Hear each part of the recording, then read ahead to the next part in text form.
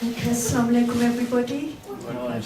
Jazakallah khair for coming. We've got a great turnout today, which is brilliant. We've got people from Basildon here, we've got people from Leicester here, which is really, really good.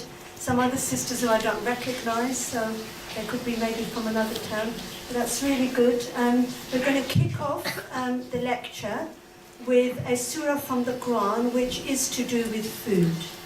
So I'm going to introduce Brother Tariq, who's actually doing a tajweed course at the moment, and he's going to recite a surah from the Quran for us.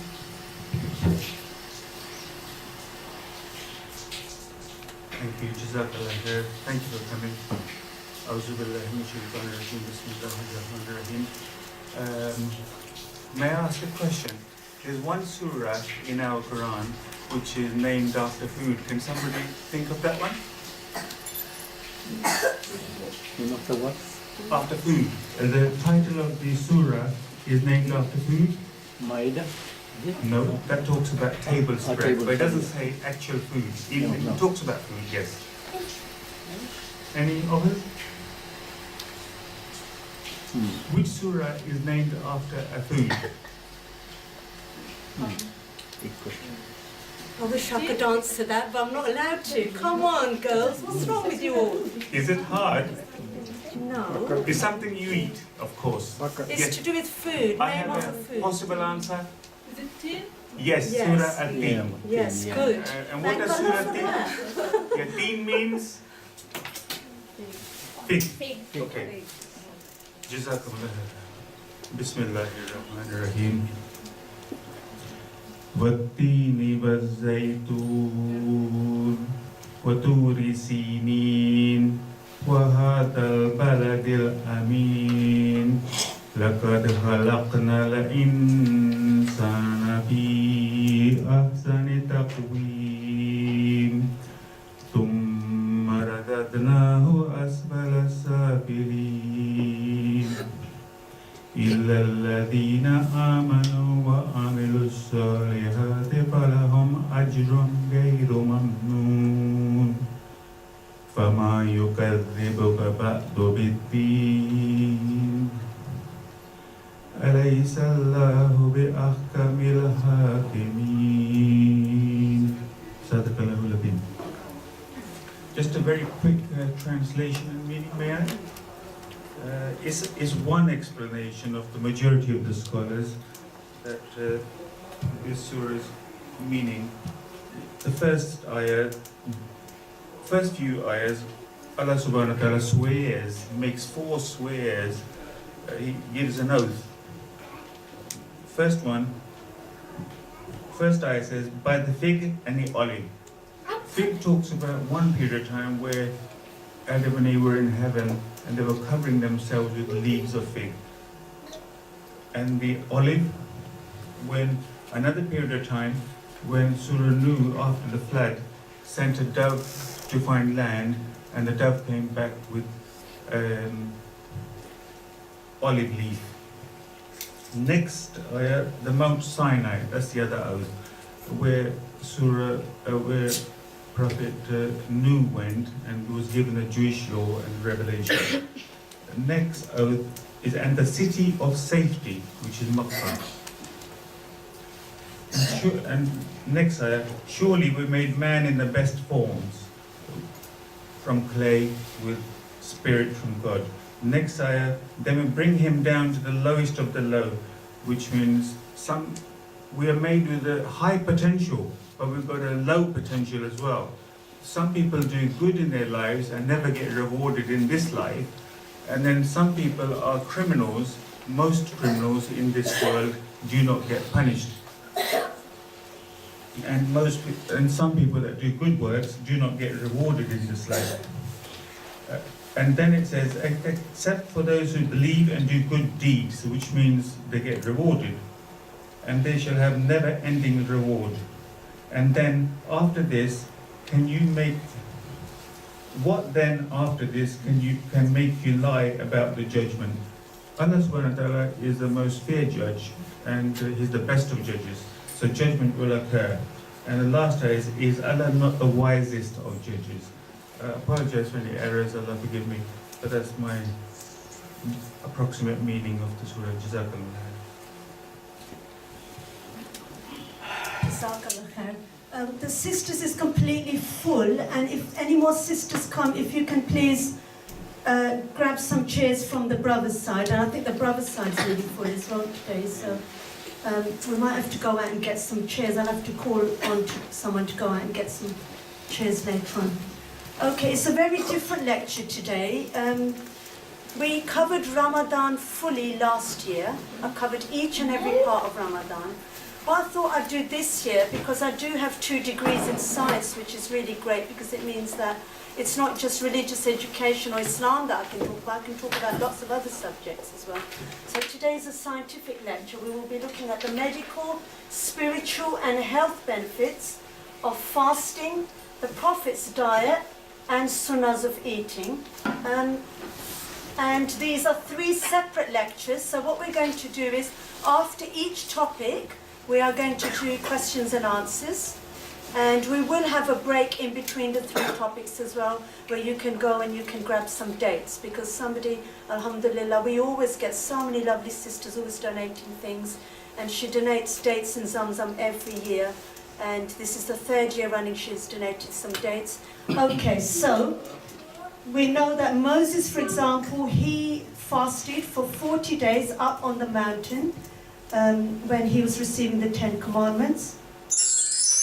And we also know that Jesus, Isa alayhi salam, he fasted again for 40 days, and that was during Lent in the desert.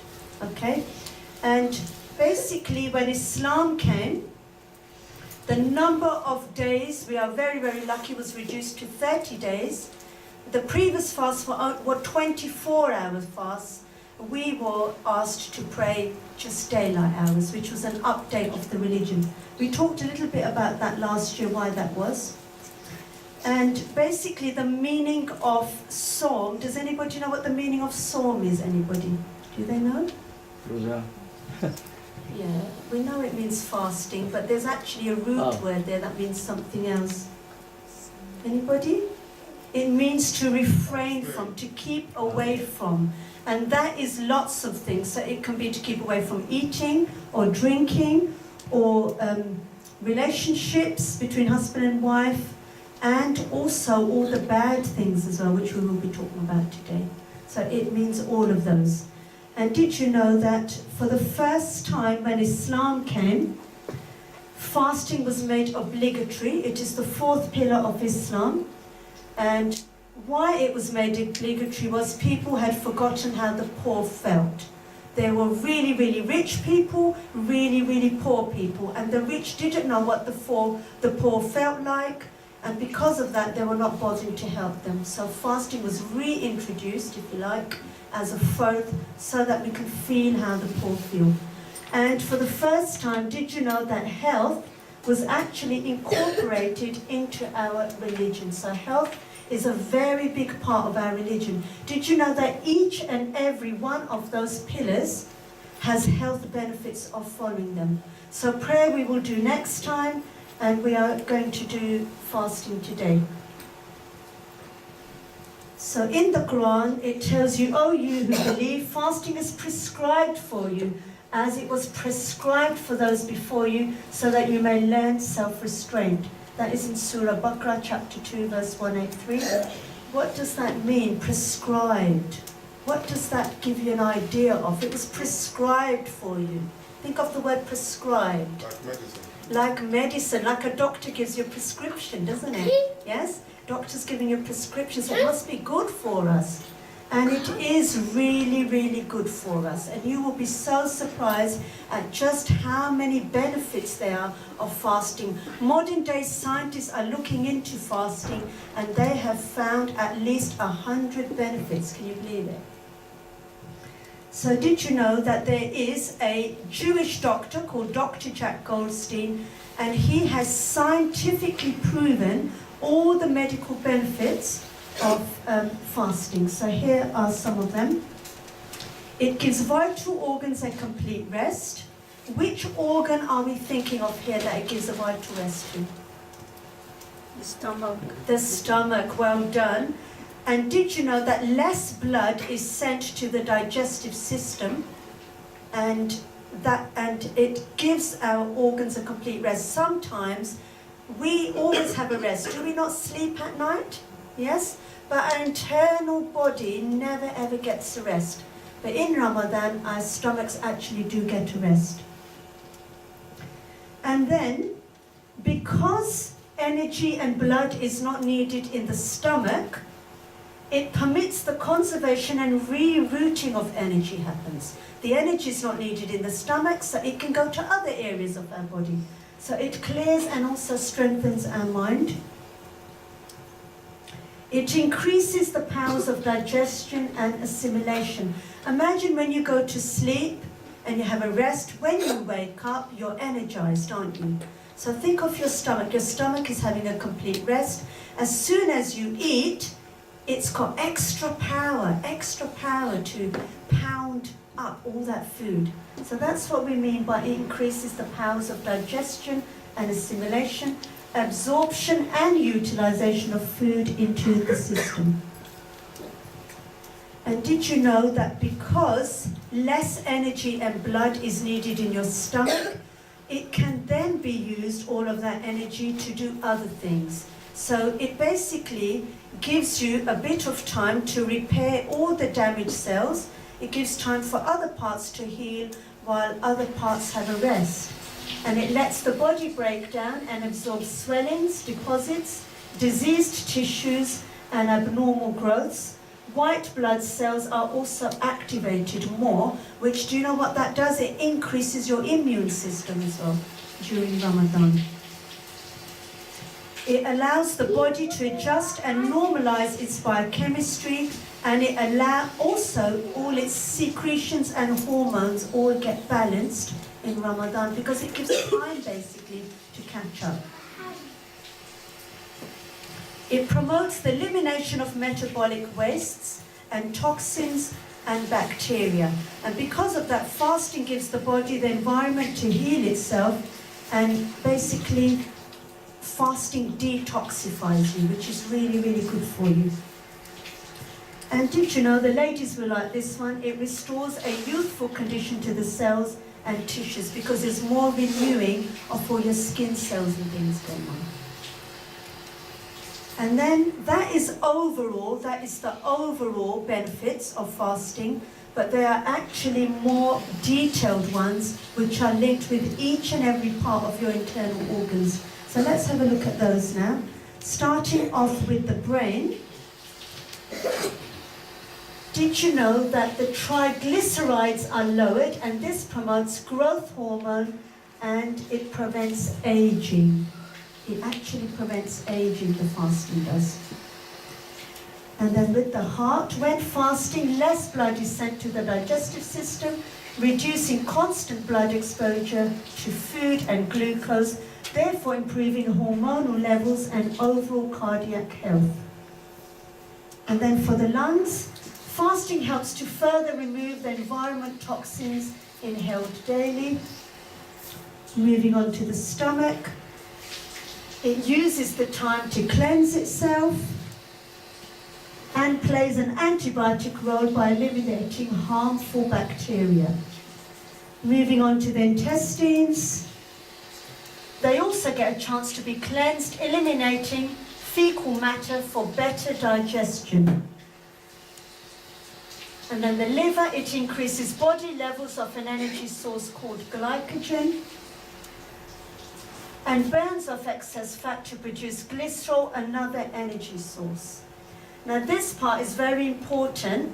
This only kicks into play if you do the fasting the sunnah way by having suhoor in the morning. Some people are not bothering to get up in the morning and having suhoor. Suhoor is very, very important.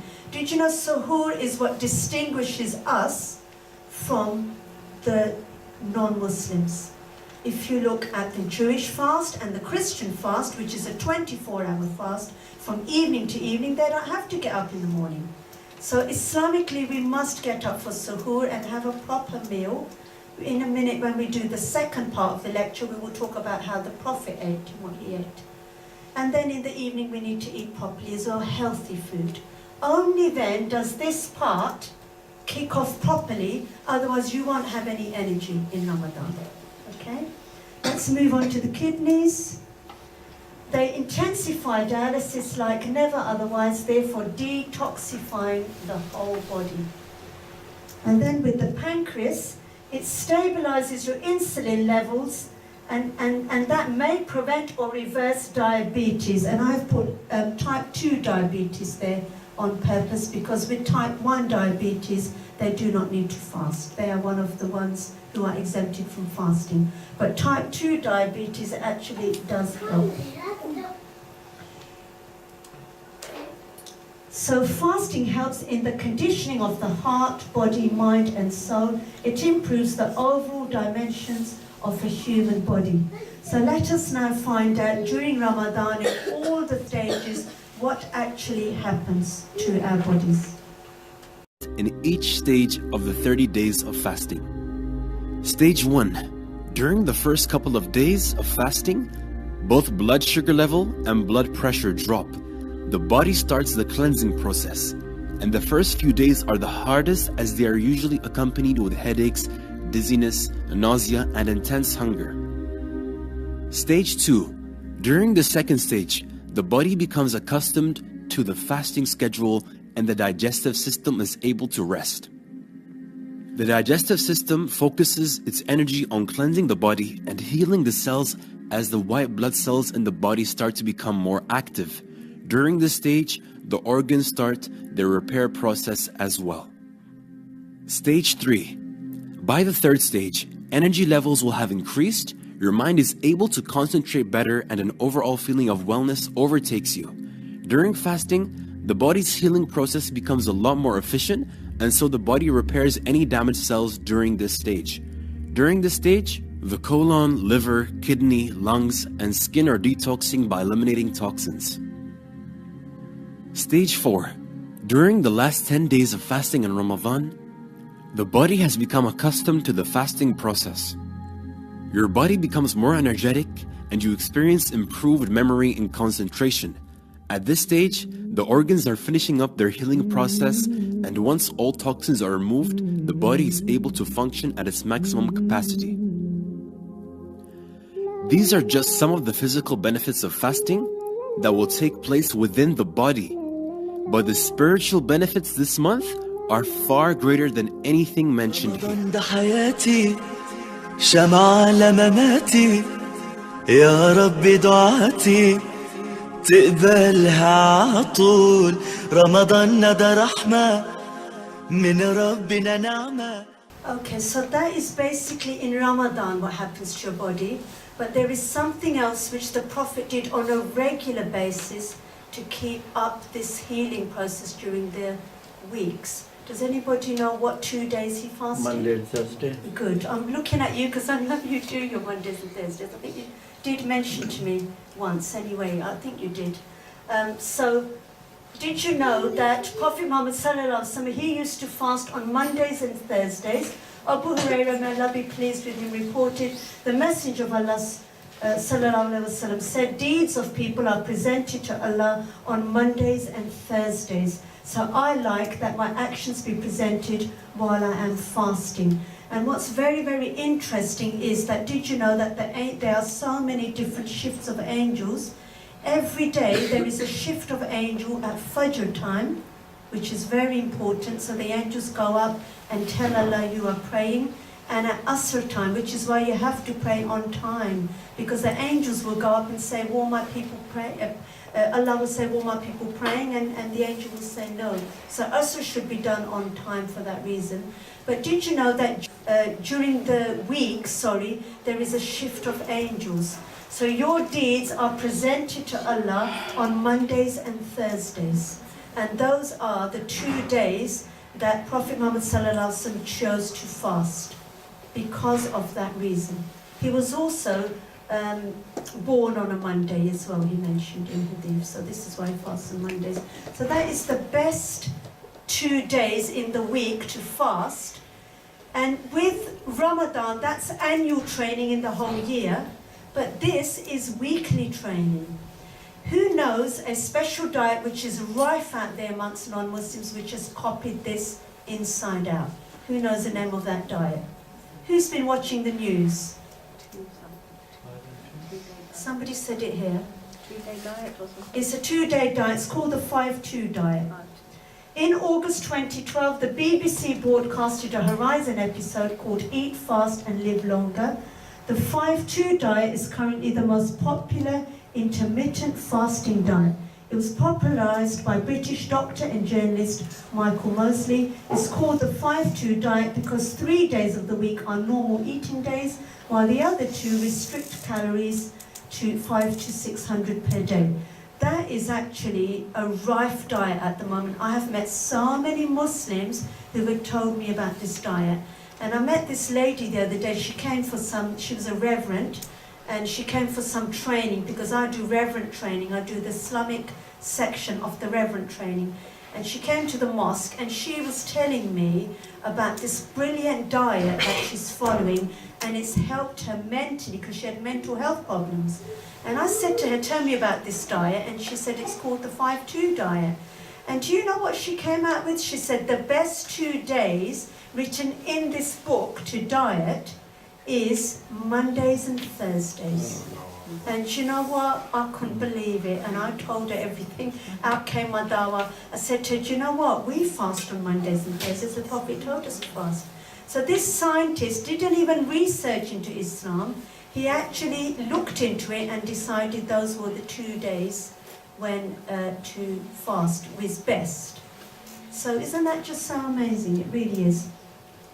The other thing that scientists have found is that when you fast 2 days a week, it helps you with cancer.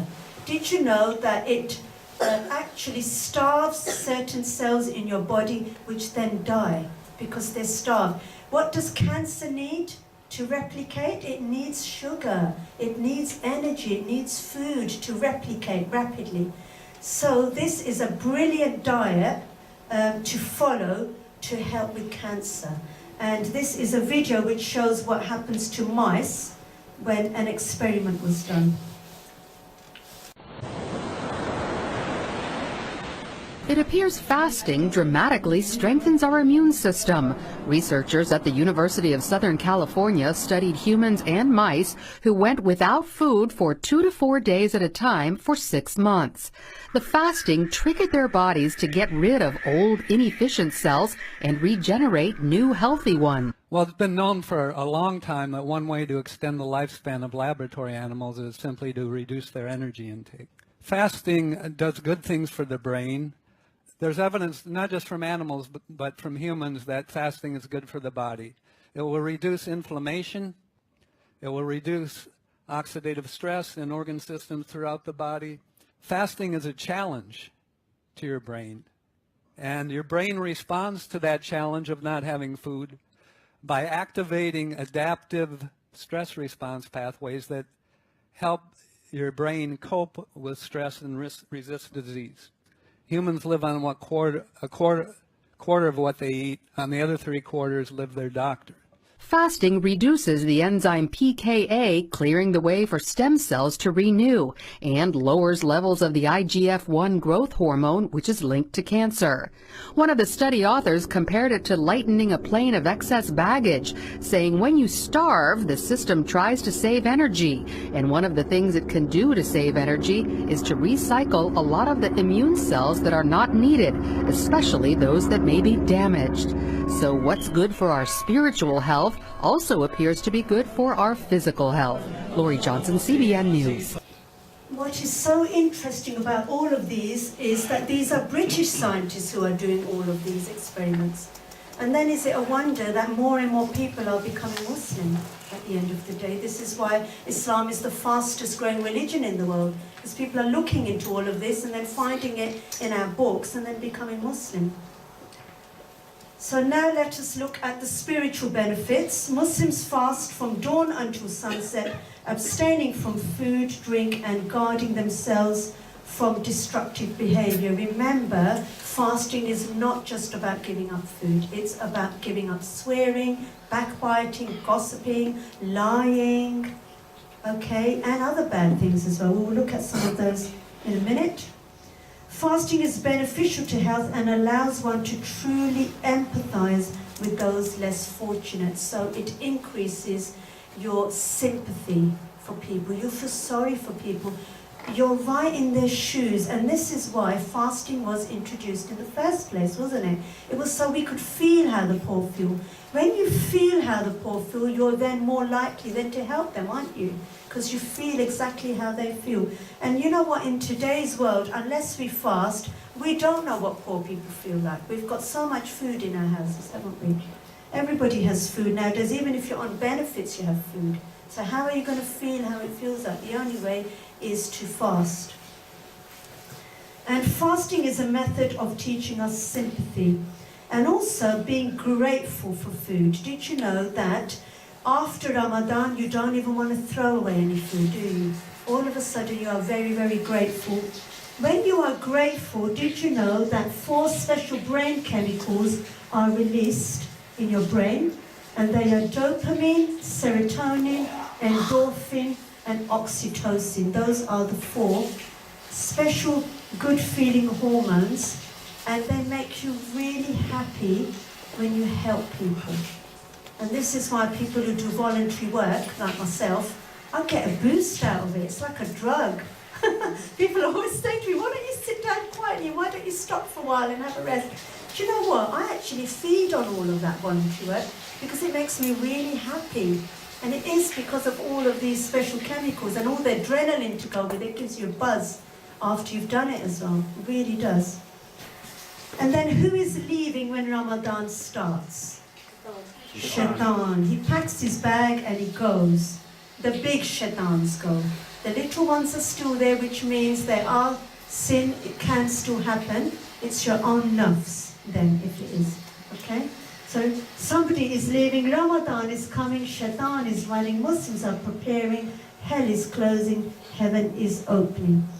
And he is being locked up. So when the month of Ramadan starts, the gates of the heaven are opened and the gates of hell are closed and the devils are chained. That is in Sahih Bukhari. And while he is chained, that is a very good reason then for us to fast and refrain from bad. Who knows another fast which the Prophet Muhammad ﷺ did during the month? So we've done the year, we've done the weeks, there's another one during the month. 13th, 14th and 15th. Good.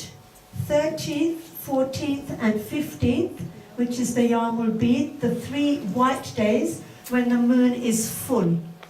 Okay? Now, who knows the latest scientific research why he fasted on those 3 days and what it does to you? You don't know? Yes, Fasila. Because your behaviour changes. Good, it does. Why? It works with the oceans. Good. The tides are different. When the moon is full, it has an effect on the water on the land. Okay? The tides are extra up and down. We are made out of approximately 80% water. It has an effect on us as well. All living creatures, did you know, are made out of water. So it has an effect on our moods, and we can get angry, and we can kill, and we can lie. And those of you who are teachers in the audience will know in the 3 white days, there's more children coming in from the playground that we're dealing with. I was a special needs coordinator. I was always dealing with the naughty children. I'd keep a lookout. And did you know that I sit on the police panel, race hate crime panel, and something blew me away. When I was sitting there, they were showing me a graph, and there was a big peak of crime on the full moon days. And the police discussed it. They said that on the full moon days, there's more crime happens out there. And there I was, full flow in there again. I said, oh, did you know? We fast on those 3 full moon days because it stops us from doing bad. Stops us doing bad. So that fasting is not just about getting rid of your food. It's about refraining your tongue. It's a fast of your tongue. It's a fast of your eyes. It's a fast of your hands. So here is Tom. He does not chase Jerry in Ramadan. So Abu Huraira, may Allah be pleased with him, said, the Prophet Muhammad said, when one of you fasts, one should not behave immorally nor arrogantly, and if someone fights him or abuses him, he should say, I am fasting, I am fasting. And that is in Abu Dawood, volume 3, the book of Psalm, hadith number 2363. And then also, so you abstain from destructive behavior like arguing, fighting, swearing, backbiting, gossip, but it also teaches us patience and self-control and self-discipline. All of those things. Fasting is also a method of self-restraint and patience and anger management. So angry birds are not angry anymore in Ramadan. The children will know what we're talking about here. So it teaches us patience. It's not just food we give up all the other bad things as well. It's a fast of all our body parts. So with we have also got a fasting tongue. Abu Huraira said, the Prophet Muhammad said, whoever does not give up false statements, i.e. telling lies and evil deeds, and speaking bad words to others, Allah is not in need of his fasting, leaving his food and drink. That is in Sahih Bukhari. And during the month of Ramadan, a fasting person must pay close attention to his speech. One must be very careful of backbiting and also lying or stretching the truth or using harsh words. Ramadan is not just a month of giving up, abstaining from food and drink. It is a month of purification, self-discipline, and purification of the mind, body, and soul. So it's everything. While Shaitan is locked up, we can get out our Ramadan cleaner and we can get rid of all our sins. Now is our chance, because if we fast properly, Allah subhanahu wa ta'ala forgives us our sins. So fasting is also a method of self-purification. And I don't know if anybody has felt much more better spiritually after Ramadan. We're much more better, aren't we? Much more into our routine of salah, we're doing our tarawihs, we're being kind to everyone, we're sharing our food, all of that kind of stuff is going really, really well. And at the end of Ramadan, we almost feel sad. I don't know if anybody has those feelings. When Ramadan's over, we feel really sad that, oh no, we're going to go back to being bad again, because the shaitan's going to come out again. But all of this spiritually cleanses us as well as physically. While we are fasting, we are also clearing our mind, conditioning our mind, improving memory and concentration as well. There are journals to prove that with continued fasting, children can sit exams and things, because it actually does help them. We are also looking after other people's health as well when we are fasting. So here are all the people who are exempted from fasting. The children and people who are disabled, they don't need to fast at all, because we're looking after their health. Disabled are vulnerable, and the young ones are growing up, so they need all the nutrients and things. And with the aged or the sick, who can never ever fast again, for those people, they have to donate a meal to the needy. It's called fidya money. And with pregnant women or women who are breastfeeding, women who are on their cycle and traveling, then they need to keep the fast afterwards. So basically, with Ramadan, it's also looking after other people's health as well. Okay, so that brings me to the end of the first part. So have we got any questions? And can we please keep the questions specific to what we've discussed so far, so that we don't go into the next topic? Yes, Zainab. So, disabled don't give the thing? Disabled are not judged, just like they're not judged for going to do Hajj or for praying. And we're looking at people who are severely disabled who don't know the reason why we are fasting. Okay? So people who are mentally ill or disabled, Down syndrome, for example, is a category. Okay? But that doesn't mean someone who's just depressed We're talking about people who don't know why we are fasting. Okay, because some people who have a little bit of stress in their lives think, oh, it's okay, I don't need to fast. But with medication, it's absolutely fine. Have you got a question there at the back? Yes. Yeah, with regards to the pregnant women and the Yes. menstruating women Yes. and the old women, the difference, I want to just be clear with the difference. The pregnant women and the menstruating women, they have to pay for it. I will tell you the difference, okay? So first of all, with the elderly, they can't fast ever again. They are on medication, they are weak. With them, they have to give fidya money, which is a meal donated for somebody who doesn't have money for iftar or suhoor for them, okay? Because remember, everybody has to fast, whether you're poor or you're rich, it's for them, okay?